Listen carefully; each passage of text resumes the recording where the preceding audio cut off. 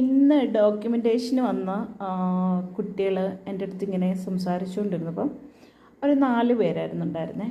അപ്പോൾ 4 പേര് ഇങ്ങനെ നമ്മൾ സംസാരിച്ചുകൊണ്ടിരുന്നപ്പോൾ അവരുടെ സ്കിൻ ടോണിനെ കുറിച്ച് ഞാൻ അങ്ങോട്ട് ഇവരുടെ അടുത്ത് സംസാരിച്ചു. നിങ്ങളുടെ സ്കിൻ ടോൺ, അപ്പോൾ നിങ്ങൾക്ക് ഒരു കോസ്മെറ്റിക് പ്രോഡക്റ്റ്സ് ഉപയോഗിക്കുമ്പോൾ നിങ്ങളുടെ സ്കിന്നിൻ്റെ ടെക്സ്ചറ്, നിങ്ങളുടെ സ്കിന്നിൻ്റെ pH വാല്യൂ ഇവയൊക്കെ നോക്കിയിട്ട് ചെയ്യുമ്പോൾ ഇന്ന പ്രോഡക്റ്റാണ് നിങ്ങളുടെ ഫേസിന് അപ്ലൈ ചെയ്യാൻ പറ്റുള്ളൂ. അല്ലെങ്കിൽ നിങ്ങൾക്കൊരു സോപ്പ് യൂസ് ചെയ്യുമ്പോഴത്തേന് ഇതുപോലുള്ള പ്രശ്നങ്ങൾ ഉണ്ടാവാറുണ്ടെന്ന് പറഞ്ഞു.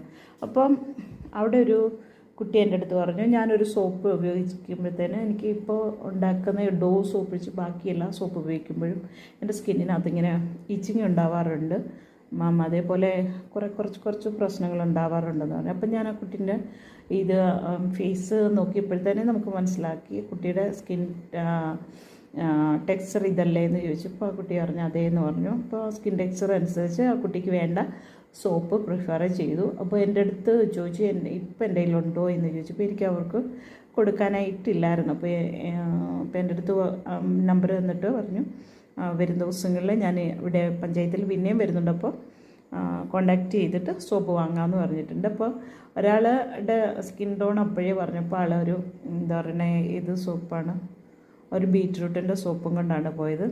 അപ്പോൾ ഇങ്ങനെയൊക്കെയാണ് നമ്മളൊരു സോപ്പ് അല്ലെങ്കിൽ ഏതെങ്കിലും ഒരു കോസ്മെറ്റിക് പ്രോഡക്റ്റ് ചെയ്യുമ്പോൾ തീർച്ചയായിട്ടും നമ്മൾ ശ്രദ്ധിക്കേണ്ട കാര്യം നമ്മുടെ കസ്റ്റമേഴ്സിൻ്റെ സ്കിൻ ടോൺ അനുസരിച്ചും ഉണ്ടാക്കണം. സോപ്പ് ഉണ്ടാക്കുമ്പോഴത്തേനായാലും നമ്മൾ ക്രീം മറ്റ് അതായത് ഏതോ കോസ്മെറ്റിക് പ്രോഡക്റ്റ് ഉണ്ടാകുമ്പോഴും നമ്മൾ ചെയ്യേണ്ട ഒരു കാര്യം നമ്മുടെ സ്കിൻ ടോണ് കൃത്യമായിട്ട് പഠിച്ചു വെക്കണം.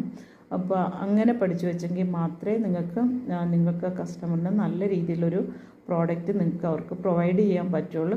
അപ്പോൾ അതിനായിട്ട് നിങ്ങളെന്ത് ചെയ്യണം, ഏറ്റവും നല്ലൊരു ക്ലാസ്സിൽ, ഇപ്പം എൻ്റെ ക്ലാസ് എന്നല്ല ഞാൻ പറയുക, നിങ്ങൾ പഠിക്കുന്ന കാര്യങ്ങൾ ഏറ്റവും ഒരു നല്ല ക്ലാസ്സിൽ പോയി പഠിച്ചിട്ട് മാത്രം നിങ്ങൾ ബിസിനസ്സിന് ഇറങ്ങുക. തീർച്ചയായിട്ടും നിങ്ങൾക്ക് സക്സസ് ആവാൻ പറ്റും.